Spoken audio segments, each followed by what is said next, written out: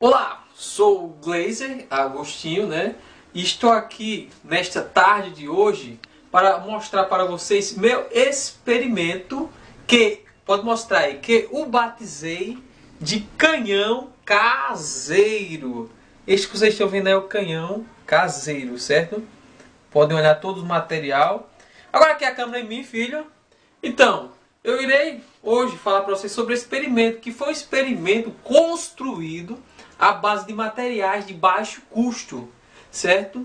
E será apresentado tanto em escolas do ensino médio como em eventos acadêmicos. Toda a obra foi construída e idealizada de acordo com os estudos do livro intitulado Física Aula por Aula, do grande escritor Silva, 2010. Tá bom? Então, durante minha apresentação, estarei falando um pouco sobre os conceitos envolvidos neste todo aparato experimental. Logo após, farei a demonstração experimental, que é todo o ensaio que vocês irão ver mais adiante. E, por fim, farei uma análise sobre todo o experimento que será abordado. Sem muitas prolongas, vamos os conceitos envolvidos. Vocês estão vendo todo o experimento? Inicialmente, vamos trabalhar com este primeiro canhão aqui, certo? Mas antes eu quero falar um pouco para vocês sobre a teoria envolvida neste experimento. Vamos deixá-lo montado aqui, certo? E vamos buscar aqui o material. Então, vocês estão vendo aqui o sistema, certo? Nesse sistema, vocês observam que a bala, né? Pensando nesse sistema, vocês observam que a bala exerce uma força sobre o canhão, certo? Efetivando o disparo, o canhão e a bala ganharão sentidos. Aqui, ó, pode ver, hein? Sentidos contrários, certo? Sentidos contrários. Então, pela terceira lei de Newton, temos que, ou dizemos que, o canhão reage sobre a bala com forças iguais e contrárias, certo? E essas forças são chamadas de forças internas ao sistema. E devido à ação dessas forças, a bala recebe um impulso chamado de IB.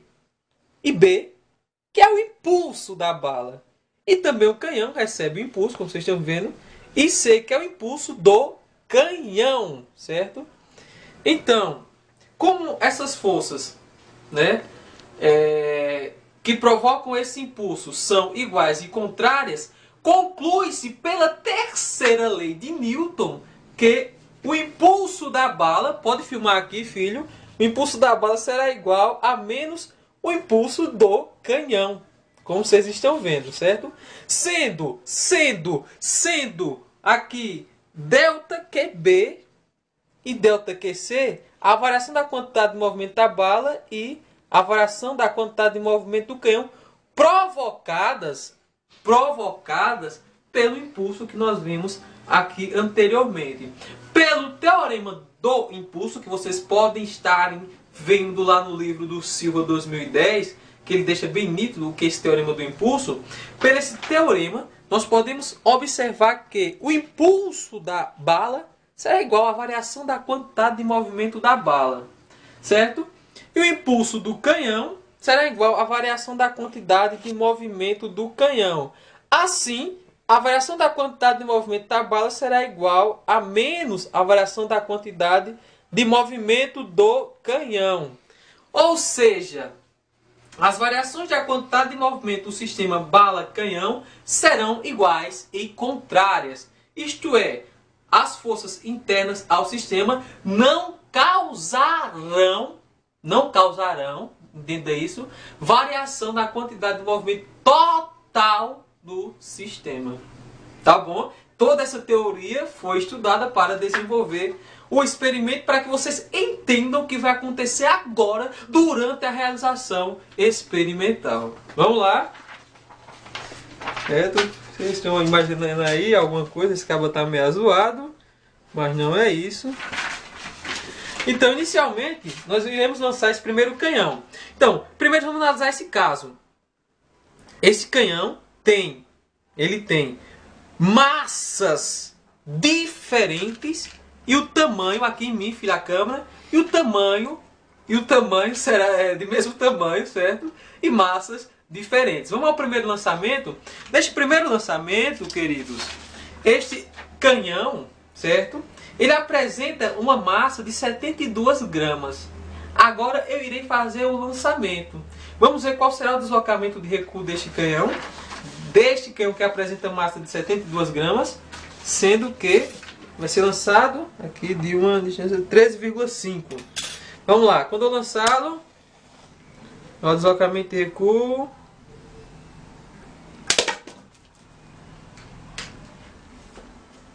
Vamos lá, quanto foi? 13,5. Ele teve um deslocamento de recuo igual a 26 centímetros. Vamos ver aqui. 12,5 centímetros foi o deslocamento do canhão, que apresenta massa de 72 gramas. Agora vamos aqui à montagem novamente. Certo? Tem que ter bastante cuidado. Peço um pouco de paciência aí por parte de vocês. É um pouco chato a montagem desse experimento. Certo? Vamos lá, filma aqui. O filmador é o grande bola, né? Tá filmando aqui, fazendo toda a filmagem.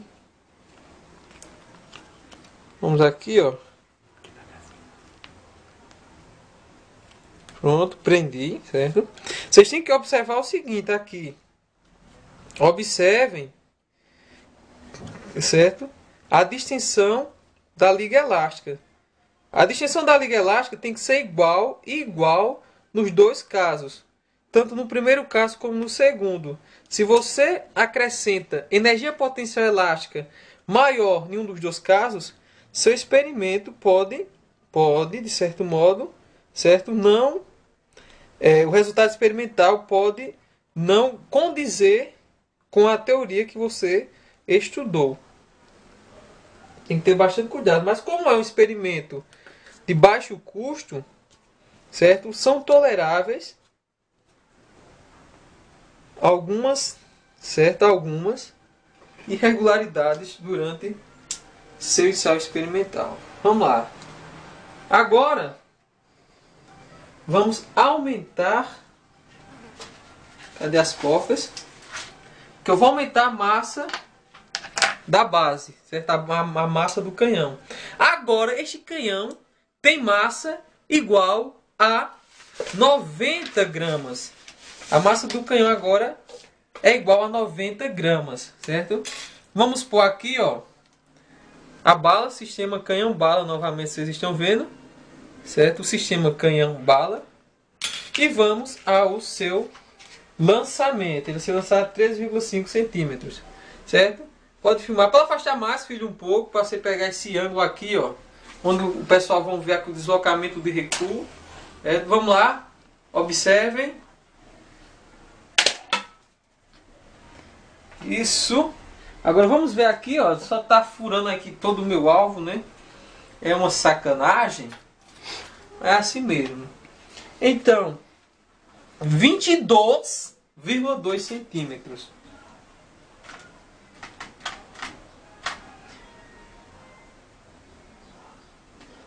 Então, o deslocamento de recuo do canhão foi de 8,7 centímetros. Aí disso vocês podem observar o seguinte, uma explicação. Vamos lá, explicação agora. Disso vocês podem observar o seguinte. O que aconteceu? Eu aumentei a massa do canhão, consequentemente ele teve um deslocamento de recuo inferior ao primeiro lançamento, no qual ele tinha menor massa. O primeiro lançamento nós tivemos um resultado, um deslocamento de recuo igual a 12,5 centímetros, com massa igual a 72 gramas. No segundo deslocamento, que nós tivemos o canhão com massa igual a 90 gramas, o deslocamento de 8,7 centímetros. Ou seja, o canhão que apresentou maior massa teve menor deslocamento de recuo. Por que isso aconteceu? Então, tendo em vista que os canhões apresentam diferentes massas, certo? As velocidades iniciais dos canhões serão diferentes. O canhão que apresenta maior massa terá menor velocidade inicial do que o canhão que apresenta menor massa. Entenderam? Se não entenderam, vão entender agora. Então, olha lá. Ó. Pela quantidade de movimento, certo? Os conceitos vistos no livro do Silva 2010, nós temos que a quantidade de movimento é igual a massa vezes a velocidade, certo? Então, temos aqui, ó, massa vezes a velocidade. Trazendo a velocidade para o primeiro membro, temos que a quantidade de movimento será igual a... Não, velocidade será igual a quantidade de movimento sobre a massa. Isto é, a massa será inversamente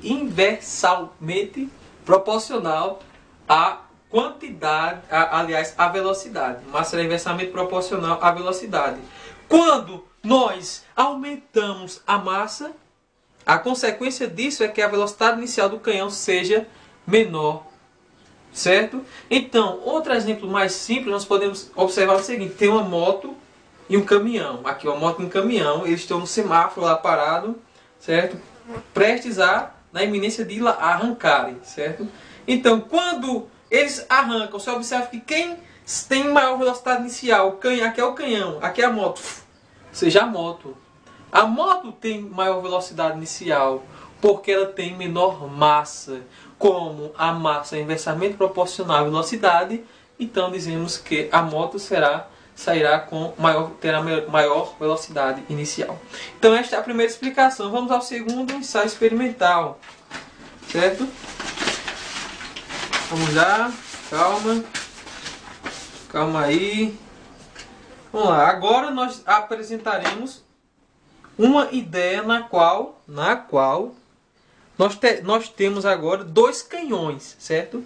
Ambos com tamanhos diferentes. Esse tem um tamanho igual a 20 centímetros, certo? Por 9,3 centímetros. Esse tem um tamanho igual a 12 centímetros por 9,3 centímetros. Tem tamanhos diferentes, porém têm a mesma massa. Esses canhões, 152 gramas.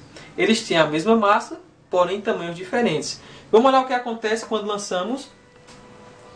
estão sendo lançados. Primeiro ele vai ser lançado aqui de 20, né? 20, calma. Todo um detalhe, tem que ter bastante calma, gente. Será lançado de 20.5.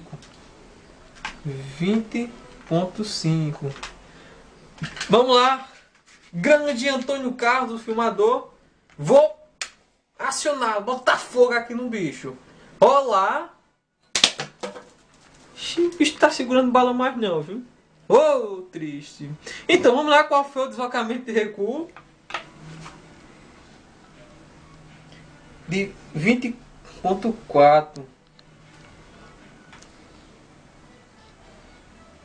4.5.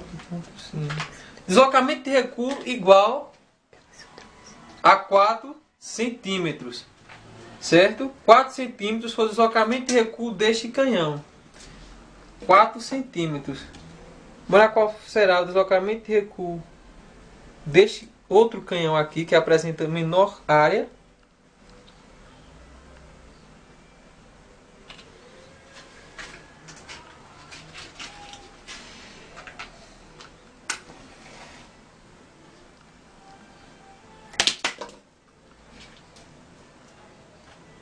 Opa, eu tô queimando a toalha.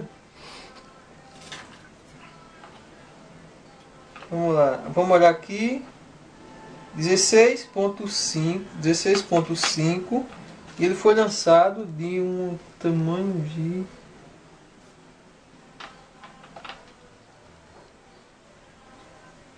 Ele foi lançado de 12.5.